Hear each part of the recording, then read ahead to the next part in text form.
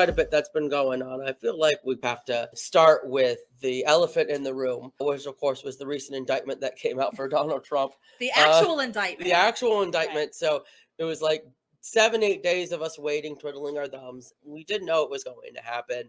I'm shocked it's this one. It reminds me of the Chino being taken out by tax fraud. I always get the mafia guys on Rico. And so I do think, however, and I do agree that this does come off a bit political, this case specifically.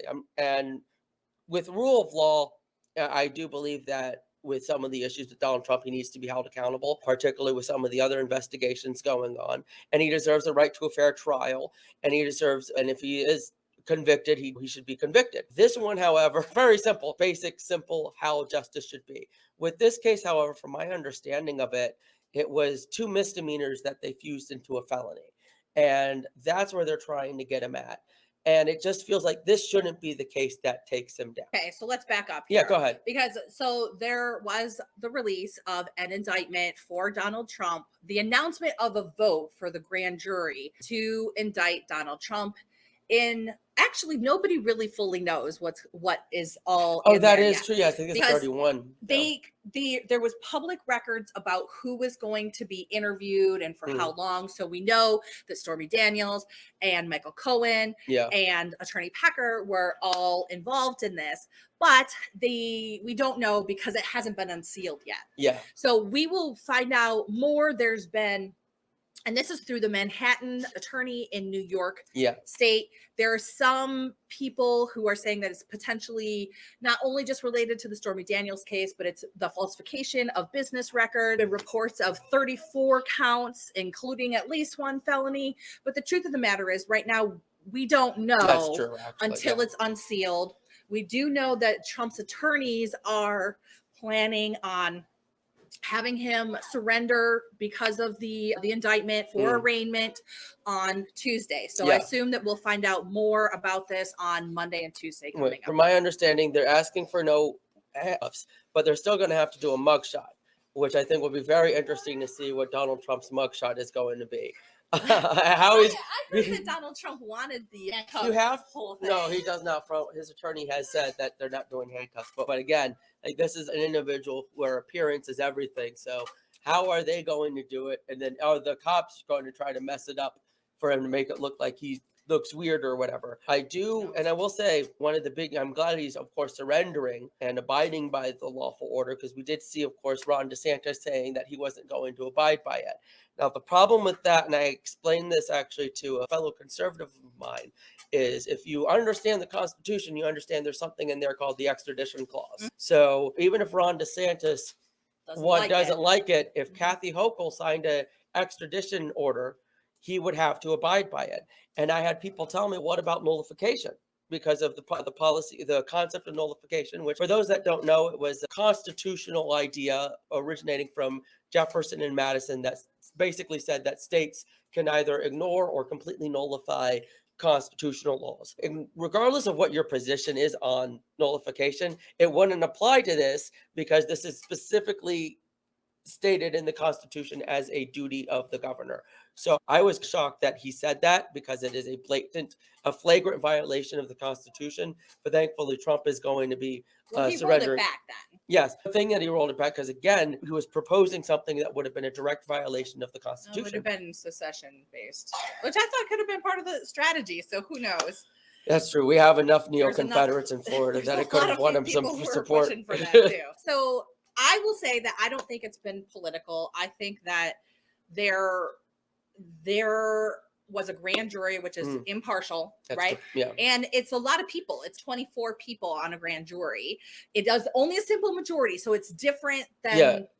And again, the district attorney is the one who is the only one presenting the evidence as well. So it does come in very skewed with a bunch of cases. This is one of the biggest issues in general with criminal justice when discussions of criminal justice reform comes out, which I definitely agree with, how grand juries tend to be conducted in that way. But again, I do agree that we have to wait to see what the actual charges are before we make a final judgment. We are a party of rule of law, and I do want these investigations to properly play out. But again, if we're doing this on President Trump, we have to have, and I will give credit to Merrick Garland for having a special prosecutor for the Trump documents and the Biden documents, and that we're taking that seriously in a bipartisan level. Yeah. Well, a lot of Republicans are still upset that Hillary Clinton, not to bring her back up again, because we always bring her up, but her emails. But again, you look at, there is that too. I'm sorry. As Byron Donalds would say, there's a two-tiered system of justice. It appears that way sometimes. The only two-tiered system of justice is between black and white and rich and poor. Yep. Okay. Yep. So let's put it that way. There are broad, but her emails, and here, okay, so let me say it like this. There's a lot of other things to keep in mind too. This is just a grand jury. This is just an indictment. It's not the trial yet. Yeah. So there's a lot of other legal things that are going to happen. Yeah. There could be other exculpatory evidence that comes out. The case could get dropped. There's things that we probably don't even know about it as well. That's the other part of it. We only know what's been covered, and we've gotten conflicting reports from people who, nothing official, and nothing that a lot of the sources are people we can't really trust. So you don't know. There's been no evidence. Just actually like when Trump had made the claim now 2 weeks ago, 3 weeks ago, this point, it was a couple weeks ago, but he said, "Oh, I'm going to be arrested on Tuesday," and then it didn't happen. Yeah, it was about 2 weeks ago. Yeah, that was another thing where we didn't have any other evidence except for what Trump had said. Yeah. So I think it's fair to say everybody should wait and see, and everybody should see how it actually plays out, because a conviction is much different than an indictment. And that's where I don't know how you're going to get a conviction out of this particular case. I think that the other cases are the ones that are more concerning, at least legally, because they deal with either national security or the very system of the republic that we have. I do see we have a comment about 34 more charges than Hunter Biden has. That's John.